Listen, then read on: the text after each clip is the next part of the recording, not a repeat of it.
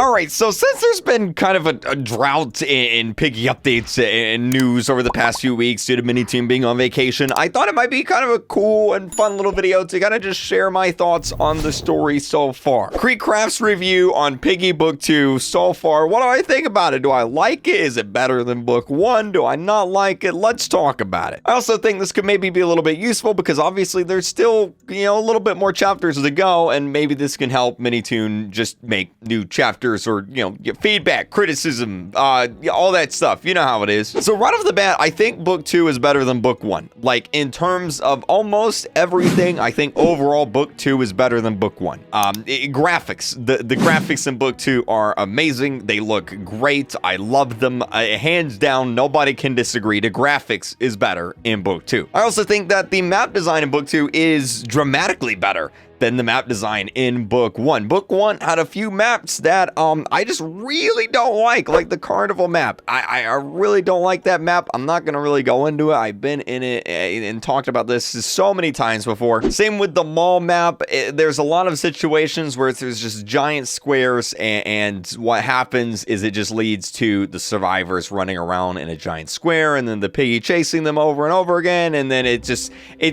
really long and drawn out matches. What I'm trying to say is that the map design in Book 2 I think is really, really good. A lot of my new favorite maps are in Book 2. I think the sewers map is so good. I think the store map is really well designed. I love the boat. I love the docks. All of that is really great. I think the only map that I don't like in Book 2 is the safe place. And the only reason I don't like it is it's so tight corridors, and there's so much going back and forth, up and down, back to this room, back to that room. It does get kind of annoying sometimes, but other than that, I like all the maps. So in terms of map design, I definitely think Minitoon has 100% improved. Definitely IKEA too. I honestly, IKEA's maps were already so good. I love the city map. It's one of my favorite maps in the game. And then in terms of characters, I think the characters in Book 2 so far have actually been pretty awesome as well. Like, I know everyone likes Dog, and a lot of people like Bunny too, but like, to be honest with you, we don't really know much about them. Like, we know a little bit more about Doggy now that we're in Book 2, and we've learned a little bit more about him, but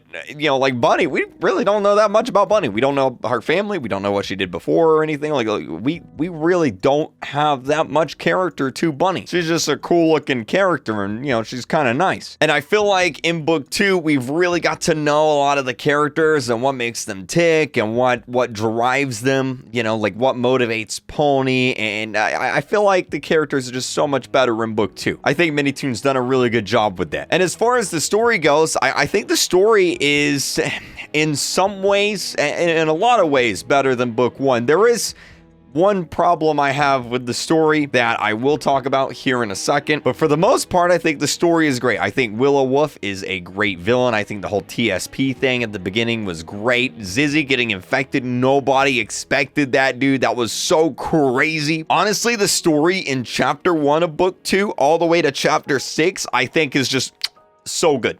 Perfect 100, like literally like hardly any complaints on it at all. I think it's amazing. One thing leads into another thing. That thing leads into the next thing. It just all felt like a super fast-paced flowing story, and I loved it. Now with that being said, like I said, I do have some slight problems with Book 2, and I did also say Chapters 1 to Chapter 6 because my problems do actually kind of begin with Chapter 7. See, I think Chapter 7 and Chapter 8, and in some ways Chapter 9, the back half of Book 2 so far, it suffered from what I like to call gallery symptom. And what I mean by that is I'm talking about Chapter 3, Book 1, the gallery map. And you guys may know what I'm talking about, but if you're a new player and you're starting to play Piggy, you could just not play the gallery map and play through every other chapter, and you would still pretty much get the exact same information, all right? The exact same story. If you skip the gallery map, you would still be able to figure out what happens in the overall story, in the overarching story. Like the gallery map, nothing really happens. Like we crash our car, and we go to the forest, and that's it. That's the only thing that really happens. And I feel like Chapter 7, Chapter 8, and kind of Chapter 9 have kind of suffered from that. Like in Chapter 6, at the end of Chapter 6, the factory, what did we know was going to happen? Well, we were going to get on a boat, and we were going to go up north across the sea. Well, that's kind of exactly what we did. In Chapter 7, we got on a boat, and that was basically it. We met Budgie, which was cool, but I'll talk about Budgie here in a second. But other than that, there wasn't really anything crazy or anything that happened. We just kind of got on the boat. There was the Mr. Stitchy, like, friend Easter egg here, but other than that, and that's honestly still a mystery. We still haven't really learned too much about that or what in the world it is or anything like that. So, I mean, not really. We didn't really do much in Chapter 7. And then Chapter 8, it was kind of the same, right? Like, we learned a lot about Budgie. We learned that she's not really a good guy. She's kind of a bad guy. And we also learned through the Easter egg, and the Easter egg was huge. You know what I'm talking about, like this Easter egg here. We learned that somebody on the boat, probably Captain Budgie, has been in communication with Mr. Stitchy and the Insolents. We know that Budgie somehow has a connection with Mr. Stitchy, and I was like, oh, this is cool. I can't wait to see where this goes. And then we get to Chapter 9, and Budgie says, peace, I'm out. And then that's it. She's gone. We never found out about her being a bad guy, you know, and why she lied about everything. We didn't find out about that. And we also didn't find out anything about the Mr. Stitchy stuff. I don't know if Budgie's going to come back in the future, but she says she's gone, and she doesn't show up in any of the other cutscenes. Like, I still want to know what's going on with Budgie. Like, there's all that stuff there. I kind of, you know, like, am I reading too much into it? Like, maybe, I don't know. Like, I want to find out what's going on with Budgie, man. Like, that was a big thing for me, man. That was a big thing. But if Budgie is gone and Budgie isn't coming back, then Chapter 8 kind of has the same problem.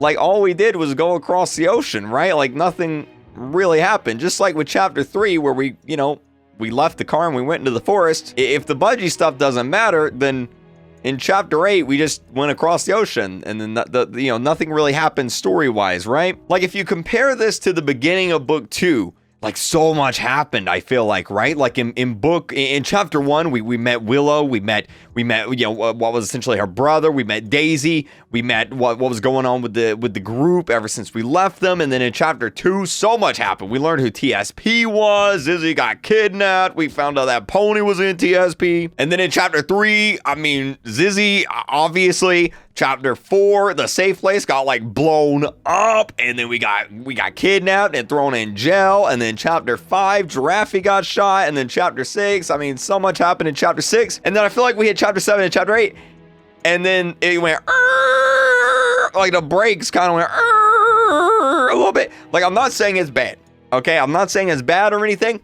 I'm just saying that I feel like not much has really happened in those two chapters. Like, I feel like we just haven't really progressed that much. And the reason why it bothers me is we only got like 2 more chapters to go. Well, 3, 10, 11, and 12. Like, I'm like, I feel like we got to get the ball rolling. I don't know. Maybe I'm going crazy. Let me know down below what you guys think.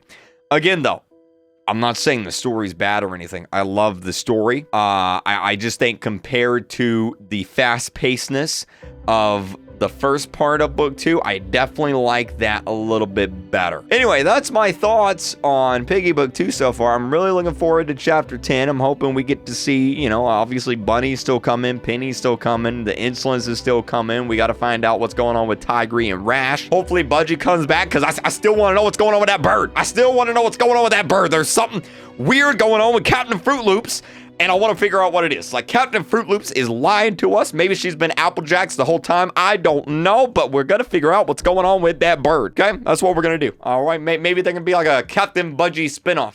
Piggy, The Adventures of Captain Budgie, the Fruit Looping lion bird from the Mr. Stitchy Insolence. I'll see you guys later. Thank you guys so much for watching. Subscribe if you haven't yet, and I'll see you guys later. Thank you guys so much for watching.